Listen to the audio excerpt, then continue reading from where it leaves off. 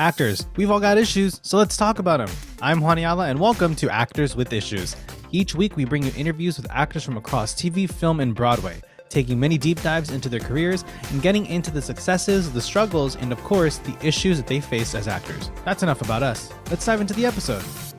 You have seen today's guests across film and television in Animal Kingdom, Snowfall, Queen of the South, and the upcoming releases for Emily the Criminal and the Hulu series This Fool. It's Bernardo Badillo. Bernardo, thank you so much for being here. Welcome. Well, thank you for having me. Gracias. I appreciate it.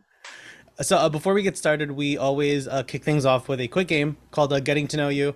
It's a rapid fire round of questions, but there's no timer. It stresses people out, so we got rid of it. Start with coffee or tea? I don't drink coffee. I drink tea. Film or television? Uh, Film. Drama or comedy? Drama. Hero or villain? Villain. Stage acting or screen acting? Screen acting. If you could guest star on any TV show, which would you choose? Only Murders in the Building. Good choice. Day off, are you watching a horror movie or a rom-com?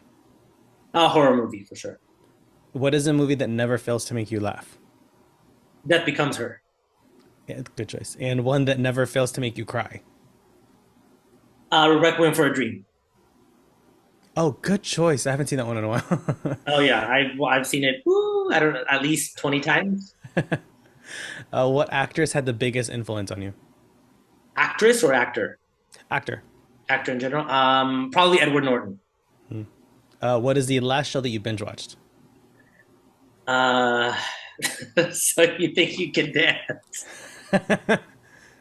What was your first That's a non-acting real job? answer. Your first non-acting job. I worked at a movie theater.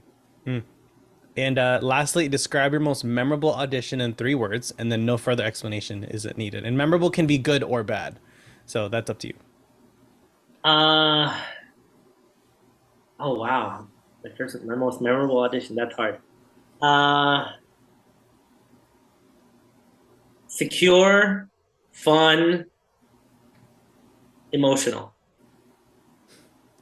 I'm not sure if you remember, but you were on another podcast that I host for Yes. Wafi Media Latin Arte.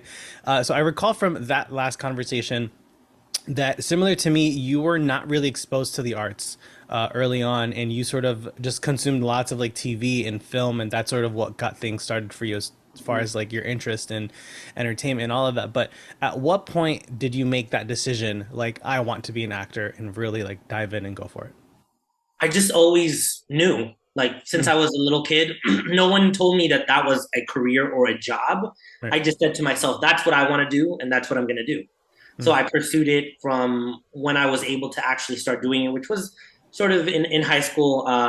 That's really when I started acting per se. But even when I was a kid, there were a couple, I went to Catholic school. So they had like the Stations of the Cross and pageants and stuff like that. So I always participated in the Christmas show or whatever, because we all kind of did it as part of class.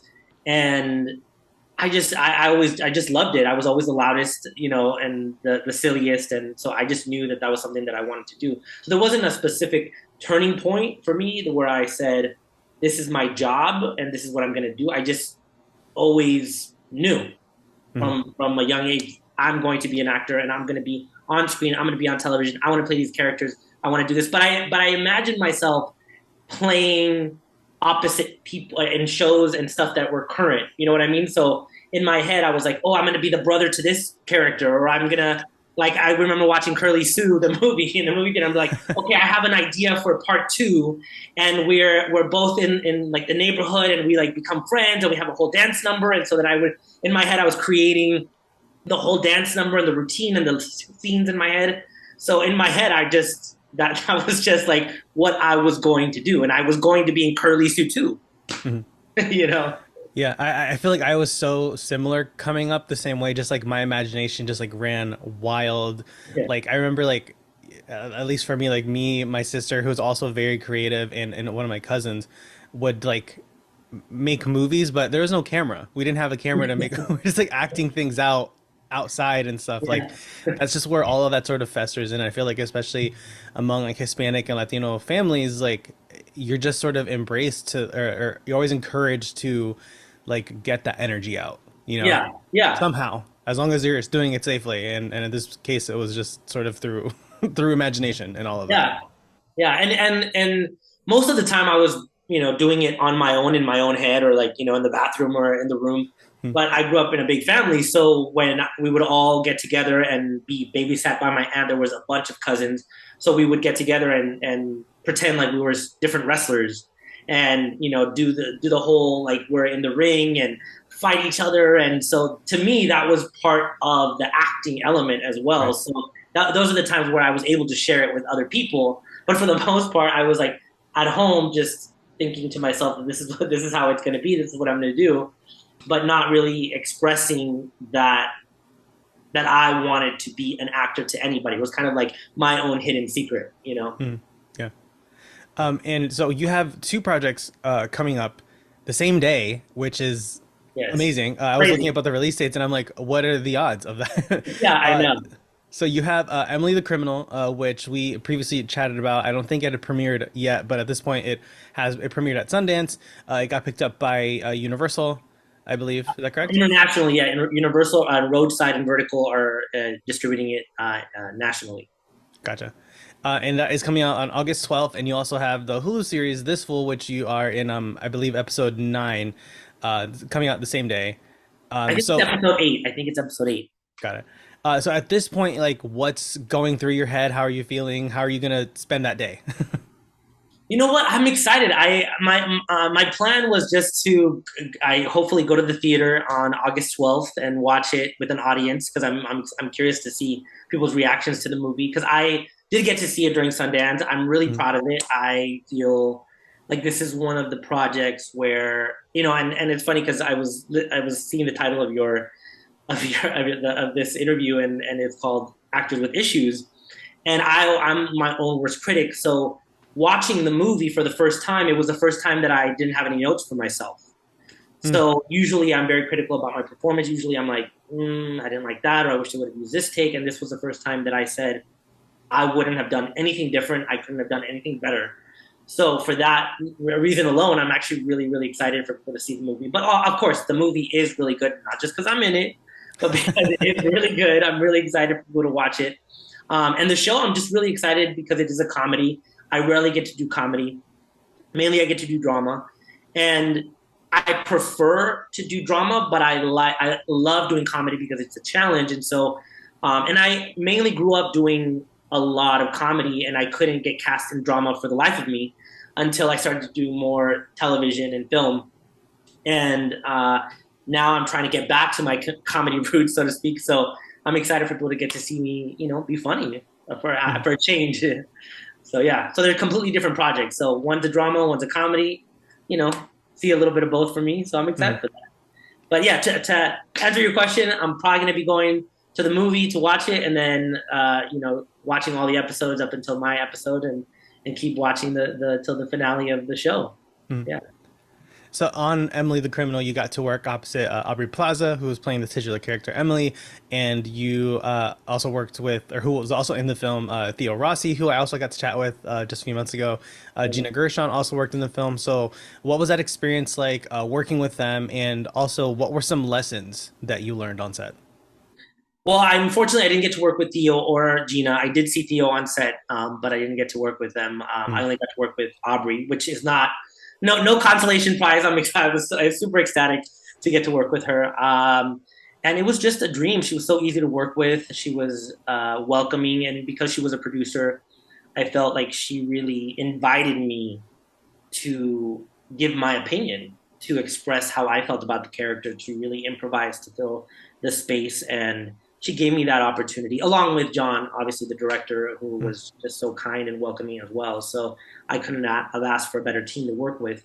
And as far as lesson, I would say just being alive and in the moment. It's easy Mhm. to over prepare, to overthink your performance when you are cast because you want to be great, you want to be good, right? And that's important. You want to do that, you want to prepare, but I think sometimes to the extent where you're not in the moment, you're not alive, you're not receiving what the other person is giving you. And I think this was one of those experiences where I really felt like I could do no wrong, and I was able to just receive what was being, given to me by Aubrey and take it and run with it. And so I think the fact that I'm proud of my work, I think just shows me or taught me that I have to be more available and more in the moment rather than in my head thinking about what I'm supposed to be doing in the scene versus what is actually happening in the scene in the moment. Yeah. I mean, I feel like, we've done over 100 episodes of this particular podcast already. And throughout it, folks have talked about sort of those different issues, like you mentioned before, being your own worst critic, sort of getting in your own head and things like that. So, similarly, what comes across as like a career obstacle or an issue that you have dealt with and overcome, or at least have found a way to overcome it in that moment, that you can share with our audience? I think, and I don't know that this is specific to Latinos, but the amount of roles that there are for us are few and far between, or have been in the past. So every role you feel, every audition, sometimes you feel like is precious, right? And so you put all your effort and your energy into it, and when you don't get it, you feel devastated, you feel bad, you feel horrible, you feel like it's about you not being good enough or being a good enough actor. And as the years have gone on, I really turned a corner in the last, I would say, 5 to 7 years of doing this, where I don't take it personally anymore, where I don't let it infect me, because really that's the right word. It infects your day, it infects your mind, it infects your spirit. And sometimes I've had experiences where I did a show and and I was in multiple episodes. The show got tested by a network, and my character didn't test well because they wanted a more obvious villain, to say the least. And so they replaced me. They went back and reshot all my scenes that I was in, except for one episode, which I was in the finale. And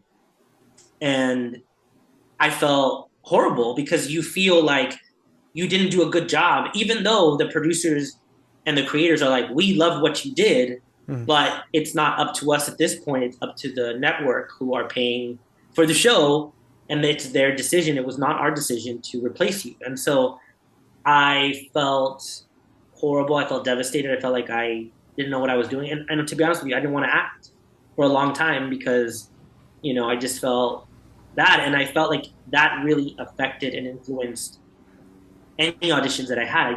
I had no joy. There was no joy. And I had to really sit there with myself and think about why I was feeling so bad. And I can't sit here and say that I came to a specific conclusion, but what I did come to was a realization that moving forward, I couldn't let this defeat me and happen again, to where I didn't want to act. I didn't want to, do this craft that I love so much, and not let it affect or influence further auditions or further work. So now I created my own sort of work through process, I guess, or healing process. So I give myself a day to feel bad, and then I meditate before and after auditions, and I just feel positive, and that's it. And I know it sounds simple, it's easier said than done, but I've gotten to the point where now I don't dwell on not getting it. I'll feel bad for a day, I'll give myself a good cry if I need it, and then I just move on. And then I don't worry about why I didn't get it. I don't worry about who got it versus me or whatever at all. I'm just like, okay, on to the next. Yes. So I feel like that is such a common issue amongst actors, not giving yourself sort of that permission to mourn or things like that, like a role or a job or anything really. And if it's we have that mentality of like sort of like hustle culture, and you got to move on to the next. And but it's like you have that agency to give yourself permission to like just give yourself a day, like you said, just give yourself a day, and then you can move on. But like if you just sort of like let all of that stuff like fester in, it affects everything. Like you said, it affected your auditions and your attitude and everything. I definitely feel like I've heard from other actors where like, oh, it sucks, and I'm like, I know, trust me, I've been there, but you got this, move it. We can, I'll help you with the next audition, or because you got to help your fellow actors also through the process, and help them with their own auditions, and help them navigate their own mental state. Yeah. So. And is there anything that comes to mind as something that you know now that you wish you had learned earlier in your career? Um, it's not personal. I think that's the main one. Not it's not personal when you don't get something. Mm, It's not because you're not enough. Not because I've experienced it per se, but I've seen it from other people in terms of your reputation precedes you. So be as professional all the time, mm, and kind to everybody on set because you never know how it's going to come back to bite you. right. Luckily, like I said, I've had wonderful experiences, and so it hasn't been the case for me, but I've seen it happen to other people, and so I think just being kind and generous and open to other people and on set and doing good work, I think is important. Mm, absolutely. So before we go, we always end with a another sort of rapid fire round. It's not Okay. as rapid fire. It's called Now That We Know You, since we've gotten a chat for a bit. So first, fill in the blank. If I weren't working in the arts, I'd be. uh, oh man, I don't know. I've never thought about that. To be honest. Probably a writer. Well, I guess I don't know if that's considered arts, but more like a novelist. Hmm. Is that still considered arts? Yes, probably. I don't know. It is, but I'll allow it. What role have you had the most fun playing? Probably in Queen of the South. Mm, Yeah, I think it was just a combination of working with people that I admire, working on set in New Orleans, which was fantastic, and just getting to play a role that was just fun. And they try to kill me, and and working with a director that I had met before, and working with another director from who directed Blair Witch, and so I was just like in hog heaven. I was like, yes, this is so yeah. fun. What is the best advice you've ever gotten, Be yourself. and the worst advice you've ever gotten? Do more. Do more. Be more. Yeah. And lastly, in 10 words or less, what advice would you give to a young actor? um,